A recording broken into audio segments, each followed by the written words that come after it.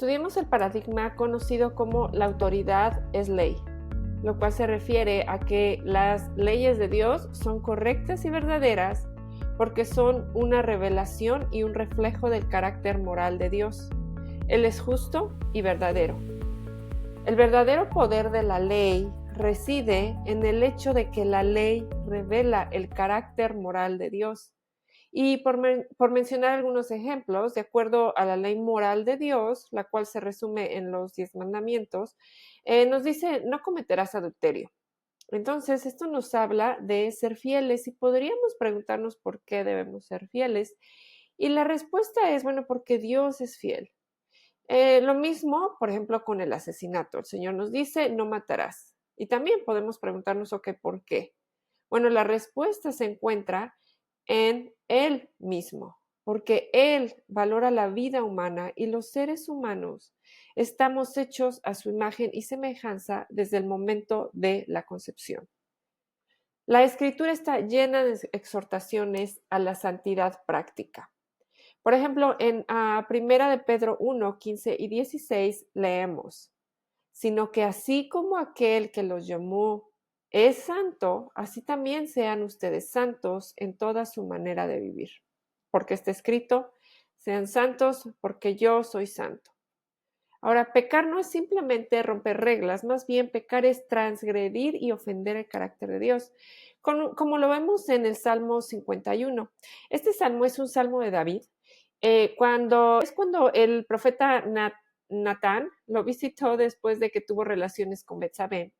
Y el versículo 4 dice, contra ti solo he pecado y he hecho lo malo delante de tus ojos, de manera que eres justo cuando hablas y sin reproche cuando juzgas.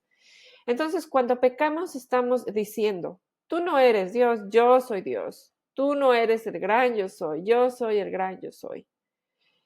Como vimos en el Salmo 51, el que acabo de leer, cuando pecamos, pecamos contra Dios. Y no solo eso, las consecuencias del pecado también se derraman sobre otras personas.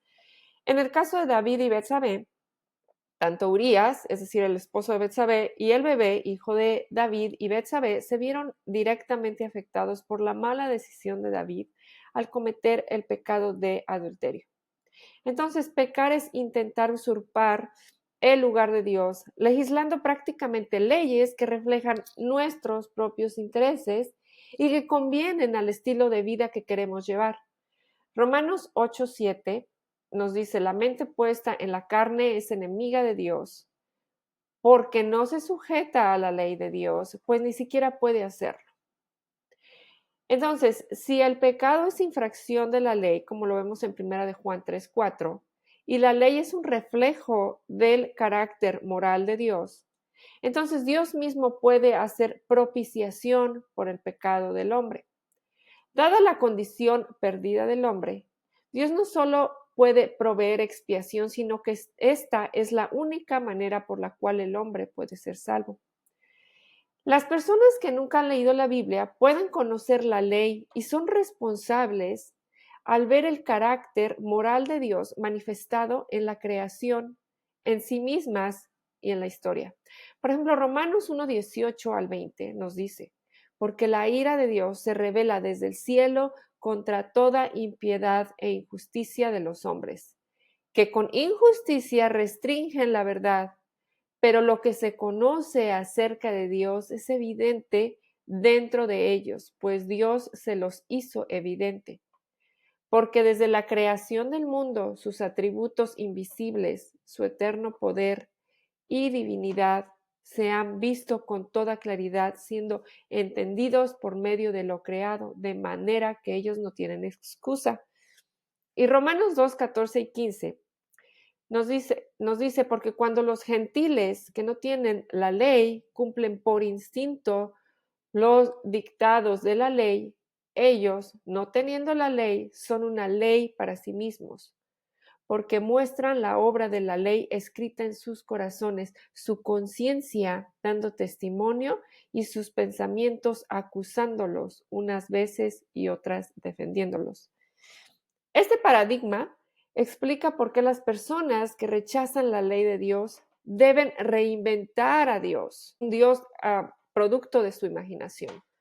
Romanos 1, 21, 23 dice, pues aunque conocían a Dios, no lo honraron como a Dios ni le dieron gracias, sino que se hicieron vanos en sus razonamientos y su necio corazón fue entenebrecido.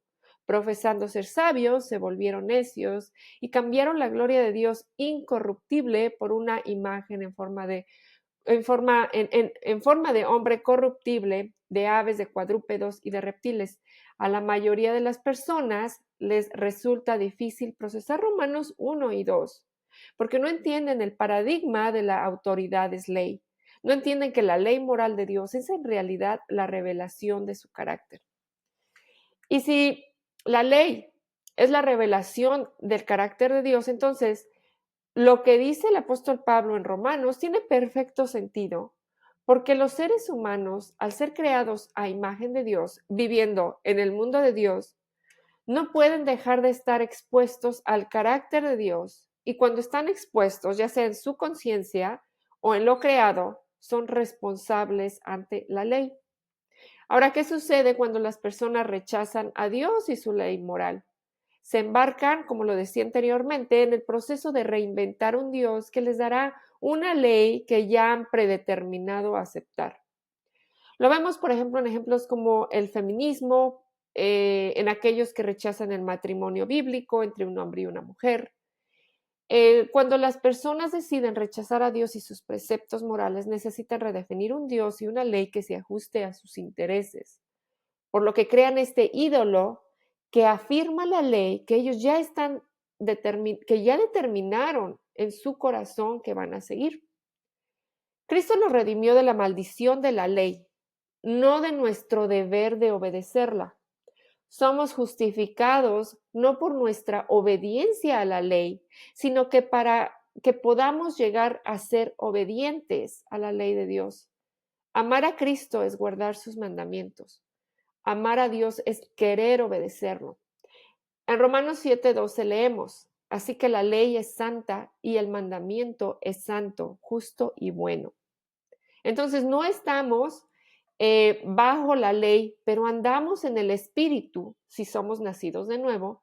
Y el fruto del Espíritu es querer cumplir la ley. Y Pablo nos dice que los cristianos no estamos bajo la ley, sino bajo la gracia, en Romanos 6:14. Pero esto no significa que cada quien hace lo que le parece bien ante sus propios ojos.